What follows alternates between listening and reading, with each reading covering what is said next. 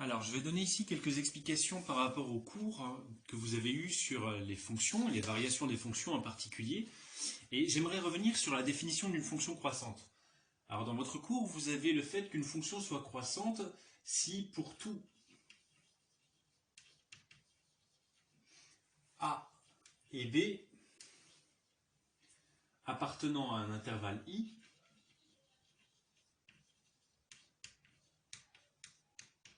avec a plus petit que b, on a f de a plus petit que f de b.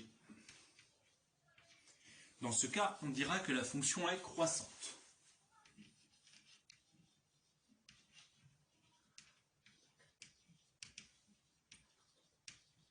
En effet, si on trace n'importe quelle fonction croissante sur un intervalle, ici l'intervalle i, et qu'on prend n'importe quel a et b tel que a soit plus petit que b, et qu'on observe les images par la fonction, on observera alors que f de a est également plus petite que f de b. Et ça, c'est de la même manière pour une fonction décroissante, sauf que on aura toujours a plus petit que b, mais dans ces cas-là, f de a sera plus grand que f de b, puisque si c'est une fonction décroissante, donc qui ressemblerait plutôt à ceci, on a cette fois-ci a et b qui sont quelque part par ici, et cette fois-ci les images sont inversées, un petit peu comme dans un miroir. Donc ça, c'est pour l'explication des fonctions croissantes et des fonctions décroissantes. Ensuite, on a... Voilà, vous aviez également dans votre cours un exemple d'un tableau de variation que je vous remets ici. Et j'aimerais qu'on revienne aussi sur plusieurs de ces exemples. Alors, on va prendre l'exemple où on a f de moins 4 plus grand que f de moins 1. Donc f de moins 4 ici, qui est plus grand que f de moins 1. Et la justification est la suivante. En fait, vous avez vu dans le tableau de variation que sur l'intervalle moins 5, moins 2,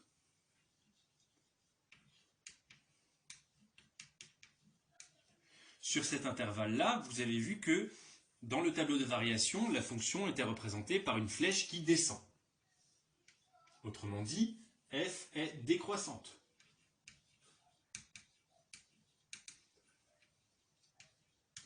Or, si on compare les antécédents moins 4 et moins 1, on a moins 4 qui est plus petit que moins 1. D'accord ? Or, la fonction est décroissante. Donc si on regarde la définition de la fonction décroissante, les images sont rangées dans l'ordre inverse. On a donc bien f de moins 4 qui est plus grand que f de moins 1.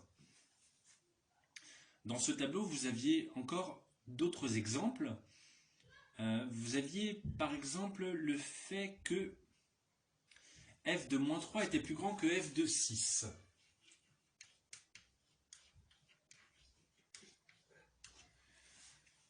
Avec une justification. Alors, f de moins 3 est plus grand que f de 6 pour la raison suivante. Moins 3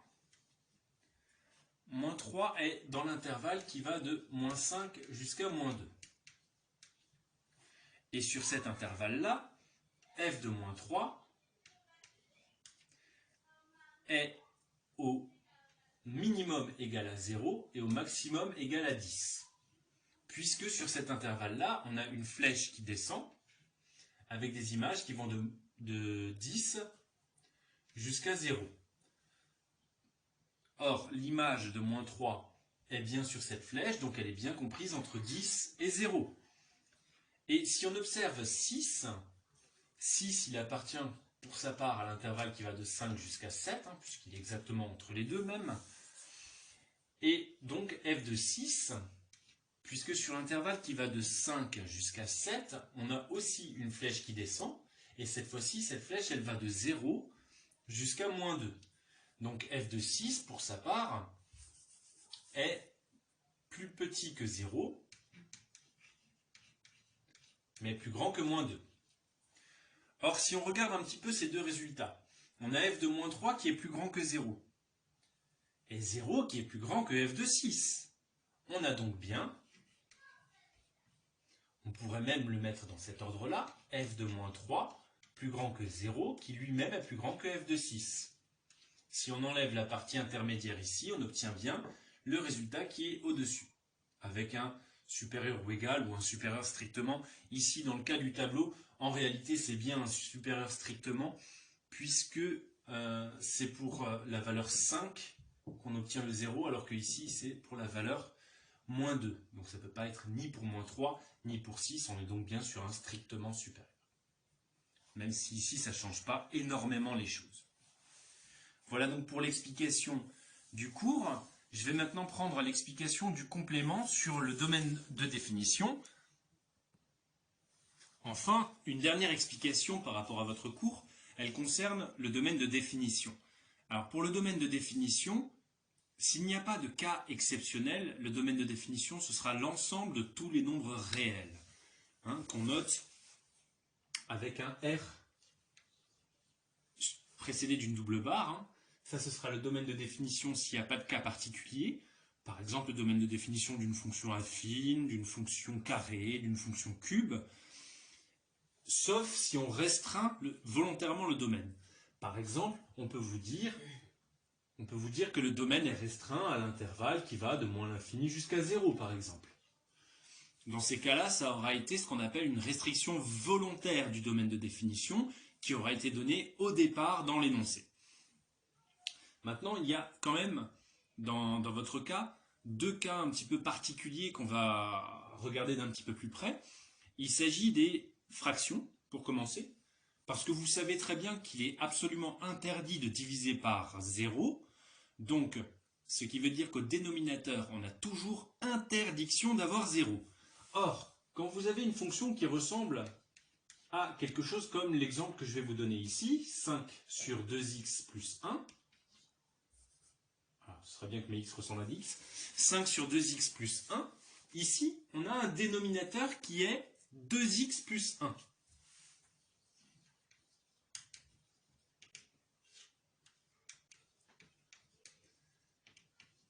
Le dénominateur, c'est 2x plus 1. Or, il est interdit que le dénominateur soit égal à 0. Donc, qu'est-ce qui est interdit? On peut le préciser. Interdit que le dénominateur, c'est-à-dire 2x plus 1, égale 0. On résout donc cette équation, que vous avez un petit peu l'habitude de résoudre maintenant. Donc, on enlève 1, on obtient 2x égale moins 1, et on divise par 2, on obtient x égale moins 1 demi, qui est interdit. Donc le domaine de définition, qu'on peut appeler df, comme domaine de définition de la fonction f, ça va être l'ensemble de tous les nombres réels, sauf la valeur interdite. Donc on enlève à tous les nombres réels la valeur qui est interdite, et on peut le rédiger de la façon suivante, ce qui veut dire ici tous les nombres réels moins le nombre moins 1 demi, ou on peut aussi dire que c'est tous les nombres qui vont de moins l'infini jusqu'à moins 1 demi, moins 1 demi étant interdit, donc exclu de l'intervalle, ou de moins 1 demi jusqu'à plus infini. Ça, c'est le domaine de définition de la fonction qu'on a mis en exemple. Le deuxième cas qu'il faut un petit peu observer, c'est le cas des racines carrées. Parce que dans le cas des racines carrées, il faut que le radical, c'est-à-dire ce qui est en dessous de la racine, on appelle ça le radical, eh bien le radical doit absolument être positif. Ce qui veut dire que quand vous avez une fonction f de x qui ressemble à racine carrée de, disons de nouveau 2x plus 1, eh bien il faut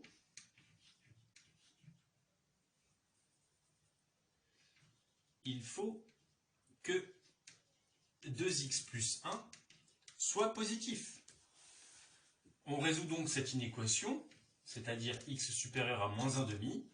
Les procédures pour résoudre cette inéquation sont les mêmes que pour résoudre une équation. Simplement, pensez que si on divise par un nombre négatif, on change le sens de l'inégalité. Tiens, d'ailleurs, la raison pour laquelle lorsqu'on change l'inégalité parce qu'on a divisé par un nombre négatif, elle provient du fait que diviser par un nombre négatif, c'est appliquer une fonction affine de coefficient directeur négatif, autrement dit, une fonction affine décroissante, donc on change le sens. Revenons ici à notre domaine de définition. Il faut donc que x soit supérieur ou égal à moins 1/2, c'est-à-dire que le domaine de définition, c'est l'ensemble de tous les nombres qui vont de moins 1/2, qui est autorisé, jusqu'à plus infini. Ici, c'est le domaine de définition de la fonction f. Et enfin, il y a une dernière chose qu'il faut qu'on revoie par rapport à votre cours. Il s'agit d'une des démonstrations, par exemple, le fait de démontrer que la fonction f de x égale x au carré est décroissante sur l'intervalle qui va de moins l'infini jusqu'à 0 et croissante de l'intervalle qui va de 0 jusqu'à plus infini. On va encore revoir ces deux petites choses-là rapidement. Donc ici, pour démontrer qu'une fonction est décroissante, alors je vais faire juste la partie décroissante, parce que la partie croissante fonctionne de la même manière. Pour démontrer, on va utiliser justement la définition. Donc on va se donner deux nombres a plus petit que b, et ici, on va indiquer qu'ils sont tous les deux négatifs. Pour qu'on parle bien de nombres qui sont négatifs, autrement dit des nombres qui vont de moins l'infini jusqu'à 0. On a donc a plus petit que b plus petit que 0, et on parle de la fonction f de x égale x carré. On a donc f de a qui vaut a au carré, et f de b qui vaut b au carré. Et maintenant, l'idée, c'est de comparer f de a et f de b. Autrement dit, lequel des deux est plus petit que l'autre.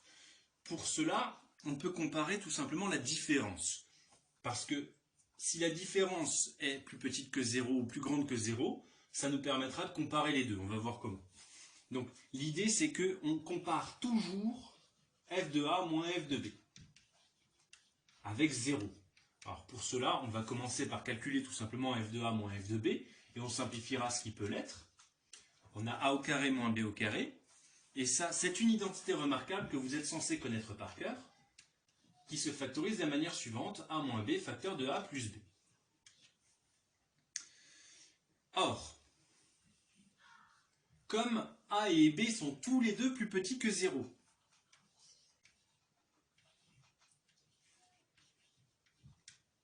dans ces cas-là, on a a plus b, qui est la somme de deux nombres négatifs. Quand on additionne entre eux deux nombres négatifs, par exemple, moins 2 plus moins 3, on obtient un nombre qui reste négatif. Et on sait aussi que a est plus petit que b. Si a est plus petit que b, ça veut dire que a moins b est plus petit que 0. A plus petit que b, par exemple, moins 3 plus petit que moins 2, et moins 3 moins moins 2, ça fait moins 1. Et moins 1, c'est plus petit que 0. On a donc a moins b plus petit que 0, a plus b plus petit que 0. Donc a moins b fois a plus b, c'est le produit de deux nombres négatifs, moins fois moins, vous savez bien que ça donne un nombre positif. Or, ça représentait f de a moins f de b.